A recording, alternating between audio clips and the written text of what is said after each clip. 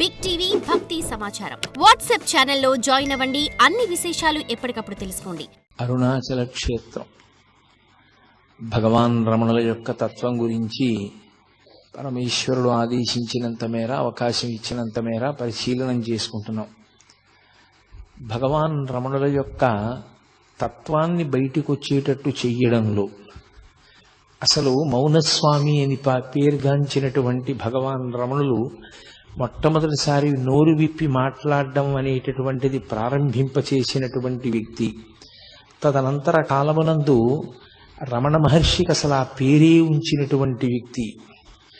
రమణ మహర్షి ఎవరి పట్ల మిక్కుటమైన ప్రీతితో చెయ్యి కూడా పట్టుకుని తీసుకుని వెళుతూ ఉండేవారో, ఎవరితో మాట్లాడుతూ ఉండేవారో, ఎవరిని అనేక పర్యాయములు అనుగ్రహించారో అటువంటి మహాపురుషుడే కావ్యకంఠ గణపతి ముని.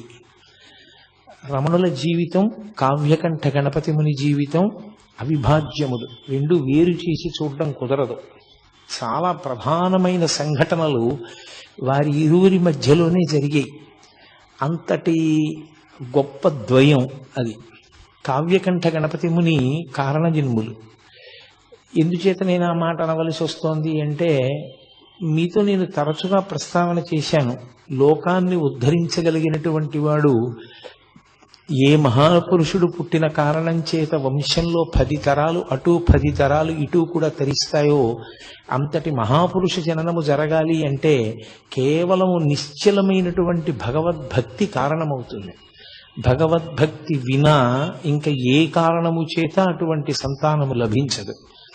సరే, లౌకికంగా ఏదో చదువుకోవడం, డబ్బు సంపాదించడం, కీర్తి ప్రతిష్టలు సంపాదించడం అది పెద్ద విశేషంగా నేను ఆధ్యాత్మికంగా భావన చేయడం కుదిరే విషయం కాదు.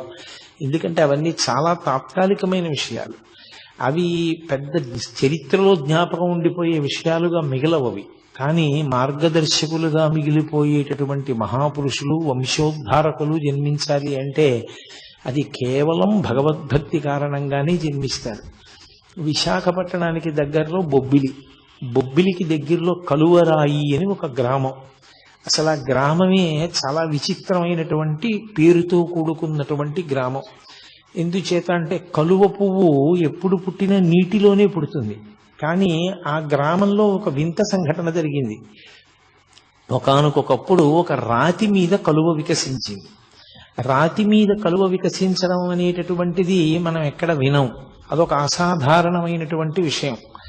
రాతి మీద కలువ వికసించినటువంటి ప్రదేశం కనుక అటు ఇటు చేసి మాటల్ని ఆ ఊరిని కలువరాయి కలువరాయి అని పిలవడం మొదలుపెట్టారు. ఆ కలువరాయి గ్రామంలో ఉన్నటువంటి గడపలే చాలా తక్కువ. అందులో మళ్ళీ చాలా ప్రధానమైనటువంటి ఒక ఇంటి పేరుతో కూడుకున్నటువంటి కుటుంబం ఒకటి ఉంటూ ఉండేది. ఆ ఇంటి పేరు చాలా చోట్ల ఉంది, అయ్యల సోమయాజులు అని. కానీ నాబాబు అన్నది ముందు చేరినటువంటి కుటుంబం. ఆ కుటుంబం నాబాబు అయ్యల సోమయాజుల అని. నాబాబు బిరుదునామం, అది అన్ని కుటుంబాలకి లేదు. అటువంటి బిరుదునామంతో కూడుకున్నటువంటి ఆ కుటుంబంలో ఒక తరం దగ్గరికి వచ్చేటప్పటికీ నరసింహశాస్త్రి గారని సద్బ్రాహ్మణుడు. ఆయన ఆయుర్వేద శాస్త్రంలోనూ జ్యోతిష శాస్త్రంలోనూ దిట్ట. ఈ 2 శాస్త్రాలు, మంత్రశాస్త్రం ఇవి ఉన్నాయనుకోండి, సాధారణంగా విశేషమైన పలుకుబడి ఉంటుంది లోకంలో. ఎందుచేత అంటే, ఒకటి ఆయుర్వేద శాస్త్రం చేతిలో ఉంటే అంతకు మించిన వైద్యుడు ఎవరు ఉంటారు? ఈ రోజుల్లో ఉన్నట్లుగా అల్లోపతి డాక్టర్లు అంతమంది ఉండేవారు కాదు. కాబట్టి ఆయుర్వేదంలో నిష్ణాతుడై ఉంటే లోకంలో అందరికీ సుపరిచితుడవుతాడు. ఇక రెండవది, జ్యోతిష శాస్త్ర ప్రవేశం కలిగి ఉండడం అనేటటువంటిది అందరికీ అవసరాలు తీరుస్తూ ఉంటుంది. ఇంట్లో ఓ పెళ్లి జరగాలన్నా, ఓ ముచ్చట జరగాలన్నా, ఓ వేడుక జరగాలన్నా ప్రతిదానికి శుభాశుభములను నిర్ణయించగలగడం, ఓ సుముహూర్త నిర్ణయం చేస్తూ ఉండడం, ఏ కార్యక్రమం చేసుకుంటే ఇబ్బందులు తొలగుతాయో చెప్పగలగడం, జాతకాన్ని పరిశీలనం చేయడం, ఇవన్నీ చేస్తుంటారు. కాబట్టి లబ్ధప్రతిష్ఠులు అవుతారు. దానికి తోడు ఆయన గొప్ప మంత్రశాస్త్రవేత్త. అనేక మంత్రములను ఉపదేశం పొందాడు ఆయన. పొంది ఆ మంత్రములన్నిటినీ చాలా నిష్ఠతో ఆయన ప్రతిరోజు కూడా జపం చేస్తూ ఉండేవాడు. ఆయన స్వయంగా విఘ్నేశ్వర భక్తుడు. వినాయకుడంటే చాలా విశేషమైన ప్రీతి. అందున ఆయనకి ఇష్టదైవం డుంఠి గణపతి. డుంఠి గణపతి అంటే కాశీపట్టణంలో ఉంటారు. కంఠం మీద చంద్రవంక ఉంటుంది అని, ఆ చంద్రవంక ఉన్నటువంటి గణపతి డుంఠి గణపతి అని శ్రీనాథుడు వర్ణన చేశాడు. ఆ భీమఖండంలోనూ కాశీఖండంలోనూ కూడా వర్ణిస్తాడు. అందుకని అటువంటి డుంఠి గణపతి స్వరూపం అంటే ఆయనకి బహుధా ప్రీతి. ఆయనకి భార్య నరసమాంబ, ఆ తల్లి ఆయనకి తగినటువంటి ఇల్లాలు, అపారమైనటువంటి భక్తి తత్పరురాలు. ఆవిడ పతిసేవాపరాయణ, ఎప్పుడూ భర్తని సేవిస్తూ ఉండేది. వాళ్ళిద్దరికీ ఒక కుమారుడు జన్మించాడు. ఆవిడికి సూర్యనారాయణమూర్తి ఇష్టదైవం. ఆవిడ సూర్యనారాయణమూర్తిని ఉపాసన చేసేది. ఆ పుట్టినటువంటి కొడుక్కి భీమశాస్త్రి అని పేరు పెట్టారు. ఆ పిల్లవాడు పెరిగి పెద్దవాడు అవుతున్నాడు. వాడు చిన్న వయస్సులో ఉండగా అకస్మాత్తుగా అనారోగ్యం ఏర్పడింది. సాధారణంగా లోకంలో ప్రఖ్యాతి ఏమనుంది అంటే ఆరోగ్యం భాస్కరాదిచ్చేత్ అని. ఆరోగ్యమునిచ్చేటటువంటి వాడు సూర్య భగవానుడు అని. పైగా ఆయుర్వేద శాస్త్రం తెలిసినటువంటి వాడు భర్త. ఆ వ్యాధికి ఆయన వైద్యం చేస్తున్నప్పటికీ అతను ప్రాణాంతకమైనటువంటి స్థితిని చేరిపోయాడు. ఇక పిల్లవాడు బ్రతకడు అన్నారు. నిజంగా స్థితిని చేరాడు. ఆ పిల్లవాడు ఎగబూపిరి వచ్చేసింది. ఆ సమయంలో ఆవిడికి దేవతల మీద ఉన్న నమ్మకం అటువంటిది. ఆవిడ సూర్యనారాయణమూర్తికి మొక్కింది, నా కొడుక్కి ఆరోగ్యం ఇవ్వగలిగినటువంటి వాడివి నువ్వు తప్ప వేరొకరు లేరు, నేను నిన్ను నమ్మి ఉన్నాను, కాబట్టి నువ్వే నా కొడుకుని బతికించవలసింది అని కొద్దిగా అక్షతలు, ఒక పసుపు కొమ్ము, ఓ డబ్బు మూట కట్టి మీదు కట్టారంటారు. మీదు కట్టి ఎవరికో ఇచ్చి అరసవెల్లి పంపింది. నా కొడుకు బ్రతికితే నా కొడుకుని తీసుకుని నీ అరసవెల్లి క్షేత్రానికి వచ్చి తలనీలాలు ఇస్తాను. ఆమె యొక్క నిశ్చలమైన భక్తికి సూర్యనారాయణమూర్తి అనుగ్రహించాడు. అసలు మీకు చాలా ఆశ్చర్యం ఏమిటంటే ఈ కంటితో చూడ్డానికి వీలైనటువంటి పరబ్రహ్మస్వరూపము సూర్యనారాయణమూర్తి ఒక్కడే. సూర్యనారాయణమూర్తి చేత రక్షింపబడనటువంటి పౌరాణికమైన విశిష్టమైన వ్యక్తులు లేరు.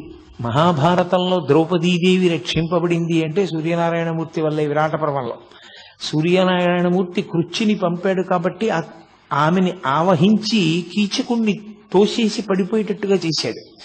అందువల్ల ద్రౌపదీదేవి తప్పించుకుంది. సరే, శ్రీరామచంద్ర ప్రభువు ఆదిత్య హృదయాన్ని ఉపదేశం పొంది అగస్త్య భగవానుడి దగ్గర ఆయన ఆ మంత్రజపం చేత రావణాసురుణ్ణి సంహరించగలిగారు అన్నది జగద్విదితం.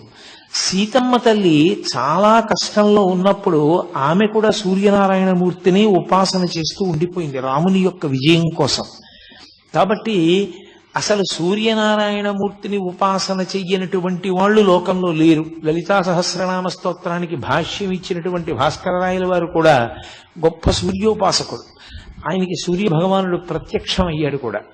కాబట్టి ఆ తల్లి సూర్యనారాయణమూర్తికి నమస్కారం చేసింది. ఆ నరసమాంబ, నా కుమారుడు బ్రతికి బట్ట కడితే వాడి 3వ ఏట వచ్చినప్పుడు నేను తీసుకొచ్చి తలనీలాలు ఇస్తాను, నీ దగ్గరే దర్శనం చేసుకుంటాం కుటుంబం అంతా. ఆశ్చర్యకరంగా పిల్లవాడు బతికాడు. ఆ పిల్లవాడిని తీసుకుని తలనీలాలు ఇవ్వడం కోసమని బయలుదేరి అరసవిల్లి క్షేత్రానికి చేరారు. అప్పుడు పెద్ద ఉత్సవం జరుగుతోంది. ఆ ఉత్సవంలో దంపతులు ఇద్దరూ చాలా సంతోషించారు. ఈశ్వర దేవాలయాన్ని చూసి కొడుకుతో కలిసి సూర్యనారాయణమూర్తిని దర్శనం చేసుకున్నారు. దర్శనం చేసుకుని ఆ దేవాలయ ప్రాంగణంలోనే ఒక చోట భార్యాభర్తలు ఇరువురూ కూడా నిద్ర చేశారు. అసలు యథార్థమునకు ఏదైనా క్షేత్రానికి వెడితే రాత్రి ఉండకుండా రాకూడదు, రాత్రి నిద్ర చెయ్యాలి. నిద్ర చేసి రావాలి క్షేత్రంలో. నిద్ర చేయకుండా ఏదో పొద్దున్నే బయలుదేరి వెళ్ళిపోయి దర్శనం చేసుకుని వెంటనే వెళ్ళకూడదు. క్షేత్రము అంటే నిద్ర చేయవలసినటువంటి ప్రదేశము అని. కాబట్టి వాళ్ళు నిద్ర చేశారు అరసవిల్లిలో. ఆవిడ నిద్రపోతున్నప్పుడు తెల్లవారుజాము సమయం అయింది. ఈ భర్తగారైనటువంటి నరసింహశాస్త్రి గారు కాలకృత్యాలు తీర్చుకోవడం కోసమని దూరంగా వెళ్ళాడు. ప్రాతకాలం ఆవిడికి బాగా గాఢమైన నిద్ర పట్టింది. ఆ నిద్రలో ఆవిడికి ఒక దేవతా స్వరూపం ప్రత్యక్షమైంది. పచ్చగా మెరిసిపోతోంది అగ్నికాంతితో ఒక స్త్రీ. ఆమె అరసవిల్లి దేవాలయంలోంచి బయలుదేరి వచ్చి ఒక బంగారు పాత్రను, ఒక దాన్ని పాయస పాత్రని ఆమె చేతిలో ఉంచింది. ఉంచి ఆమె అంతర్ధానం అయిపోయింది. ఆవిడికి కల వచ్చినట్టుగా అనిపించలేదు, యథార్థంగా ఎవరో వచ్చి తన చేతిలో కలశం ఉంచినట్టే అనిపించింది. ఆవిడ నిద్ర లేచిన తర్వాత నరసింహశాస్త్రి గారు తిరిగి వచ్చి విచారణ చేస్తే ఆమె తన స్వప్న వృత్తాంతాన్ని చెప్పింది. ఆయన స్వప్న శాస్త్రం కూడా తెలుసున్నవాడు. అందుకని ఆయన అన్నాడు, సాధారణంగా ఇలాంటి కల వస్తే ఆమె గర్భిణి అవుతుంది. గర్భచిహ్నములు కనపడితే నీ కడుపున పుట్టబోయేటటువంటి పిల్లవాడు దైవాంశ సంభూతుడవుతాడు. నీకు కనపడినటువంటి స్వరూపాన్ని హిరణ్మయి అని పిలుస్తారు. ఆ హిరణ్మయీ స్వరూపం సూర్యనారాయణమూర్తి యొక్క తేజోమండలం నుంచి వచ్చినటువంటి అగ్నిస్వరూపం. అది కలశ నీ చేతిలో ఉంచింది అంటే తప్పకుండా నీ కడుపున చాలా గొప్ప పిల్లవాడొకడు జన్మిస్తాడు. నాకు ఎప్పటి నుంచో ఒక కోరిక ఉంది, ఆ కోరిక తీర్చవలసినటువంటి కొడుకునిమ్మని నేను గణపతిని ప్రార్థిస్తున్నాను, అలాంటి కొడుకుని ఇస్తాడేమో అన్నాడు. ఏమిటైన ప్రార్థన? అప్పటికి భారతదేశానికి స్వాతంత్ర్యం రాలేదు. ఇతర విశ్వాసముల వాళ్ళు సనాతన ధర్మాన్ని ఏమీ తెలియకపోయినా నిష్కారణ విమర్శ చేసి భారతదేశపు సంస్కృతి సంప్రదాయములను పాడు చేస్తున్నారు. నరసింహశాస్త్రి గారు ఇప్పుడు బతికుంటే రోజూ గుండెలు బాదుకునేవాడేమో. కాబట్టి ఆయన బెంగ పెట్టుకుని పరమేశ్వరుణ్ణి ప్రార్థన చేశాడు. విశేషమైనటువంటి వాగ్ధాటి కలిగినటువంటి వాడు, గొప్ప ఆశు కవితా ధార కలిగిన వాడు, సరస్వతీ కటాక్షం ఉన్నవాడు, ధైర్యంగా సభలో నిలబడి సనాతన ధర్మము యొక్క వైభవమును చాటి చెప్పగలిగిన వాడు, అటువంటి పిల్లవాడు నాకు కావాలి అని.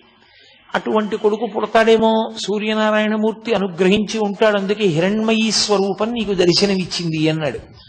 కొంతకాలం అయింది, ఇంటికి వెళ్ళారు. ఆమెకి గర్భ సూచనలు కనపడ్డాయి.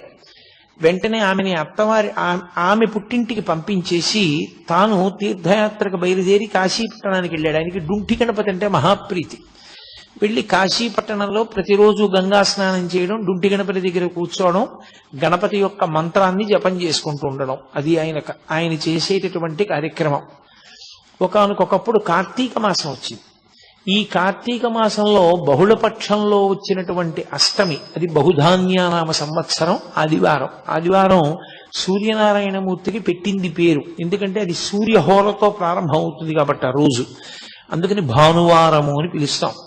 ఆ ఆదివారం నాడు బహుధాన్యానామ సంవత్సరంలో కార్తీక బహుళ అష్టమి తిథి నాడు మఖా నక్షత్రంలో ఆయనకి పిల్లవాడు అక్కడ పుట్టాడు. ఆయన భార్య గారైనటువంటి నరసమాంబ గారు ఉన్నటువంటి పుట్టింట్లో పుట్టాడు. ఇక్కడ ఈయన కార్తీక బహుళ అష్టమి తిథి నాడు డుంఠి గణపతి దేవాలయంలో కూర్చుని ధ్యానంలో జపం చేసుకుంటున్నాడు. For more videos like this, subscribe Big TV channel.